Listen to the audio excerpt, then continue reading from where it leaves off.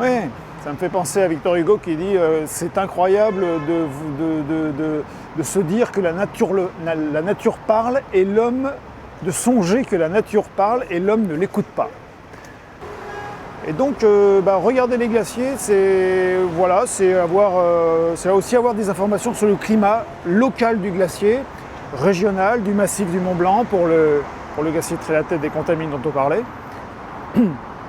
Et puis, ça nous permet aussi d'être en contact avec la nature. Et ça, j'ai la chance d'avoir un métier en contact avec la nature. Et ça, je crois que c'est un des problèmes aussi de la société d'aujourd'hui. On se coupe de la nature. Quand on est en ville comme ça aujourd'hui, et que moi je mesure les glaciers là-bas au Mont Blanc, on se dit mais il n'y a pas de lien, c'est pas possible. Ou alors les gens, est-ce qu'ils arrivent à se rendre compte que les fruits qu'on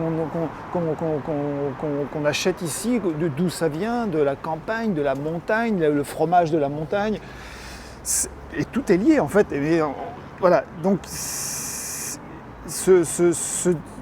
se dire que finalement, tout ce qui est, le glacier, c'est ici, tout est en relation avec le glacier.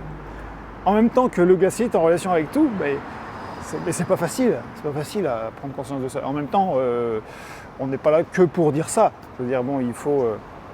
Alors les glaciers, en plus, quand ils se réduisent ou quand ils augmentent, ils créent des risques parce qu'on est de plus en plus nombreux dans les vallées, on s'approche de plus en plus des couloirs d'avalanche. Quand le glacier diminue, il se réchauffe et au-dessus de 4000 mètres, les glaciers sont plutôt à température négative, c'est-à-dire qu'ils sont collés au rocher. Et si l'isotherme 0 degré remonte, le glacier se réchauffe, il peut commencer à glisser un peu plus, à lâcher de plus gros morceaux. Et les hivers bien enneigés, ça peut déclencher des avalanches de neige qui arrivent jusqu'aux maisons en bas, en fond de vallée. Et ça, c'est un des problèmes du réchauffement climatique d'aujourd'hui. Voilà. Donc, on continue de mesurer les glaciers parce qu'il y a des nouveaux risques pour les populations. C'est toujours relié aux populations, parce qu'on est de plus en plus nombreux. Voilà. Et puis il y a des chutes de glace qui peuvent générer des avalanches, il peut y avoir des lacs de fonte, des poches d'eau, c'est quand même assez rare. C'est la raison pour laquelle on s'intéresse aux glaciers aujourd'hui. Mais je reviendrai sur le fait quand même que voilà, on a de la chance d'avoir un métier en contact avec la nature, et ça c'est peut-être le problème le plus grave de la population.